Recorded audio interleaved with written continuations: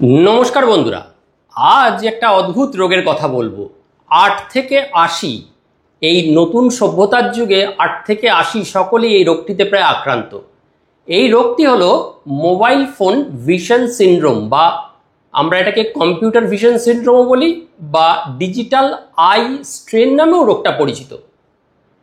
রোগটা প্রায় প্রতি ঘরে ঘরেই আজ কম বেশি লোকে ভুগছে, কারণ আজকের এই ডিজিটাল যুগে স্মার্টফোন আমাদের জীবনের একটা খুব গুরুত্বপূর্ণ অংশ হয়ে উঠেছে। কি করা যায় না বলুন না, স্মার্টফোন দিয়ে প্রায় পৃথিবীর সবই করা যায়।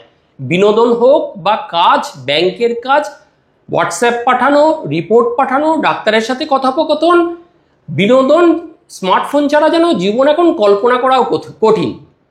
তবে এর অতিরিক্ত ব্যবহার অনেক স্বাস্থ্য সমস্যার সৃষ্টি করেছে, যার মধ্যে একটি গুরুত্বপূর্ণ এবং অন্যতম হলো এই এসভিএস বা স্মার্টফোন ভিশন সিনড্রোম।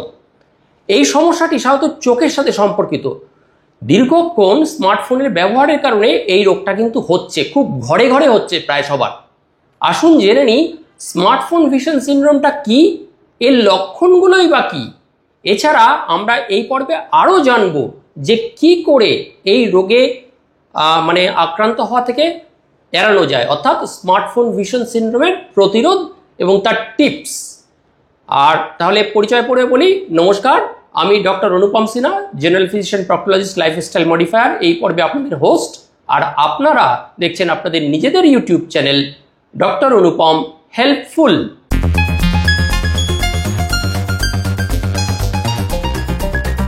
তাহলে স্মার্টফোন ভিশন সিনড্রোমটা কি, আগে সেইটা বুঝুন। স্মার্টফোন ভিশন সিনড্রোম হলো ডিজিটাল আই স্ট্রেন, এমন একটি অবস্থা যেখানে স্মার্টফোন বা কম্পিউটার বা অন্যান্য ডিজিটাল ট্যাব হতে পারে, ল্যাপটপ হতে পারে, ডিভাইসের সামনে আমরা দীর্ঘক্ষণ বসে থাকছি, দীর্ঘক্ষণ ব্যবহারের ফলে এটা ঘটছে।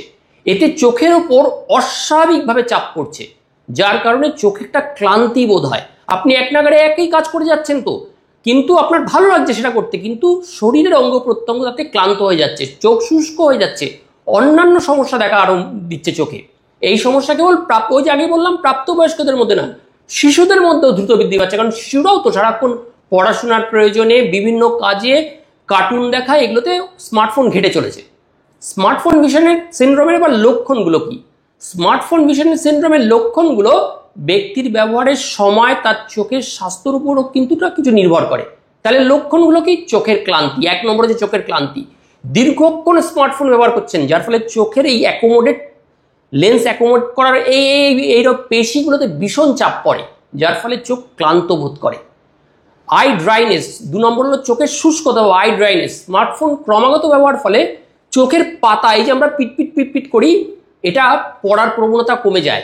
এটা পড়লে আমাদের ল্যাক্রিমাল গ্ল্যান্ড চোখের যে আপনার একটা আর্দ্রতা বজায় থাকে, একটা অশ্রু গ্রন্থি থেকে একরকম রস বেরোয়, যার ফলে এই আর্দ্রতাটা বজায় থাকে। কিন্তু যদি এই পাতা পড়াটা কমে যায়, তখন এই ড্রাই আই সিনড্রোম বা চোখের শুষ্কতা অনুভূত হয়। ঝাপসা দৃষ্টি, কখনো কখনো স্মার্টফোন অতিরিক্ত ব্যবহার করার ফলে দৃষ্টি ঝাপসা হয়ে যেতে পারে, এটা 3 নম্বর সমস্যা, যার ফলে বাইরের, হঠাৎ দেখবেন স্ক্রিন থেকে চোখ সরিয়ে নিলে বাইরের জিনিসপত্র স্পষ্টভাবে দেখতে অসুবিধা হচ্ছে। 4 নম্বর হচ্ছে মাথা ব্যথা, চোখের ওপর চাপের কারণে অনেক সময় দীর্ঘক্ষণ ব্যবহার করার পর দেখবেন একটা এই দুটো সাইড বা পেছনে একটা মাথা ব্যথা হতে পারে। 5 নম্বর হচ্ছে ঘাড় বা কাঁধে ব্যথা, সবসময় তো এরকম স্মার্টফোন ব্যবহার করছেন, যার ফলে এই যে বিচিত্র ভঙ্গিতে ঘাড়টা বসে রয়েছে, আমাদের ঘাড়ে আপেক্ষিক ওজন বেশি পড়ে, যার ফলে ঘাড়ে ব্যথা হয়। 6 নম্বর আলোর সংবেদনশীলতা, অনেকক্ষণ তীব্র আলোর দিকে তাকিয়ে আছেন তো, স্মার্টফোনের রেডিয়েশন আলোটা খুব বেশি, এই আলোর সংবেদনশীলতার একটা কারণ ডেভেলপ করে। 7 নম্বর চোখে জ্বালা পোড়া বা চুলকানি, অনেকের চোখে ভীষণ জ্বালা পোড়া, চুলকনি এগুলো হতে থাকে, চোখ রগড়াচ্ছে ভালো, বারবার করতে করতে চোখেটা লাল ভাব হয়ে যায়। এগুলো কিন্তু স্মার্টফোন ভিশন সিনড্রোমের সাধারণ লক্ষণ। তাহলে কারণ তো আগেই বলেছি, প্রধান কারণ হচ্ছে দীর্ঘক্ষণ স্মার্টফোন ব্যবহার করা। নেক্সট হচ্ছে অনেকেই বয়স্করা এগুলো বোঝেনি না, ভুল স্ক্রিনের দিকে অস্বাভাবিকভাবে তাদের ব্রাইটনেস বাড়ানো থাকে, এবং কি বলবো, ব্রাইটনেসটা এত তীব্র যে চোখে খুব বেশি লাগে। তারা আমাদের মতো অল্প বয়সের মতো যে ব্রাইটনেস একটু কমিয়ে দেখবে, বাড়িয়ে দেখবে, এটা করতে সবসময় পারেন না।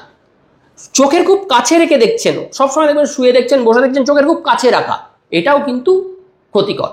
কম আলোতে স্মার্টফোন ব্যবহার করা, অন্ধকার ঘরে বসে বসে স্মার্টফোন ঘাটছে, আরেক ক্ষতিকর। চোখকে অনবরত পড়ে যাচ্ছেন, ঘন্টার পর ঘন্টা চোখকে বিরতি না দেওয়া, এটাও কিন্তু এর একটা কারণ। তাহলে এবার প্রতিরোধমূলক ব্যবস্থা, প্রতিরোধ কি করে করাবেন?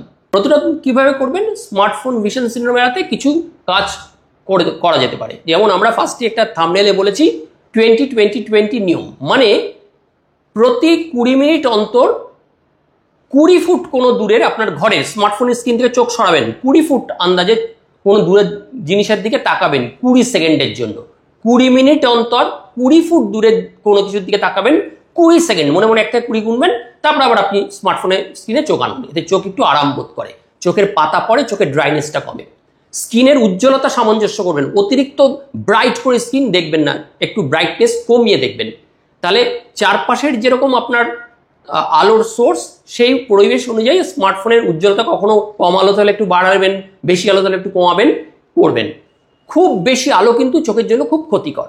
আর কি, নীল আলোর ফিল্টার, 3 নম্বর, নীল আলোর ফিল্টার ব্যবহার করা যেতে পারে। স্মার্টফোনে একটা নীল আলোর ফিল্টার যারা বিক্রি করে তাদের বললেই হবে, নীল আলোর ফিল্টার লাগিয়েও ইউজ করা যেতে পারে। বা স্মার্টফোন সেটিংয়েই আছে আই স্ট্রেন লেস করার সেটিং আছে, এইরকম অনেকটা এইটা হচ্ছে এই আই স্ট্রেন কমানোর সেটিং, এই সেটিংটা অন করে দেখবেন। আর কি, নিয়মিত বিরতি দিন, স্মার্টফোন ব্যবহারের সময় ছোট ছোট বিরতি দিন। কিছু কাজ করলেন, তারপরে একটু অন্য কিছু গল্প গুজব করলেন, অন্যদিকে তাকালেন, একটু গল্প কোনো কাজকর্ম করলেন, তারপরে আবার দেখুন। আর কি, নিয়মিত চোখ পরীক্ষা করান, চোখ পরীক্ষা করান, প্রয়োজনে চশমা নিন, কন্ট্যাক্ট লেন্স ব্যবহার করুন। আর লাস্ট, যদি এটা বলা উচিত নয় তাও বলে দিচ্ছি, যেহেতু ওষুধটার সাইড এফেক্ট নেই, যদি স্মার্টফোন ব্যবহার করার সময় এরকম চোখ কটকট করে, চোখ ব্যথা করে, চোখ চুলকোয়, চোখ রগড়ান, চোখ লাল হয়ে যাচ্ছে, চোখ থেকে জল পড়ছে, মাথা যন্ত্রণা হচ্ছে, আপনারা কার্বক্সি মিথাইল সেলুলোজ অনেক নামে পাওয়া যায়, soft drop, tear drop, just drop, হ্যাঁ, এই কার্বক্সি মিথাইল সেলুলোজ এই ড্রপ 1 ফোঁটা করে দিনে 4 বার ইউজ করতে পারেন বোতাই। তাতেও কিন্তু একবার বোতল যদি খোলেন আই ড্রপের, যেদিন খুললেন ডেটটা মার্ক করে রাখবেন, তার থেকে 1 মাস অবধি ব্যবহার করতে পারেন। প্রতিদিন দিনে 4 বার 1 ফোঁটা করে দিয়ে যান, 1 মাস। সাধারণত এটার কোনো সাইড এফেক্ট নেই, খুব সেফ ওষুধ। তবে আবারও বলবো, স্মার্টফোন প্রয়োজনের অতিরিক্ত ব্যবহার কমান, না হলে কিন্তু এই যে মহামারীটা আরম্ভ হয়েছে, অচিরেই চোখে, যাদের বয়স্ক লোক তাদের ছানি বাড়বে, চোখের বিভিন্ন রকম বিকৃতি হওয়াও অস্বাভাবিক কিছু নয়। ড্রাই আই সিমটমস, চোখ শুষ্ক হয়ে যাওয়ার ঘটনা তো বুড়ি এমনকি বাচ্চাদেরও খুব তাড়াতাড়ি চোখে কিন্তু চশমা ওঠার প্রবণতাও বাড়বে।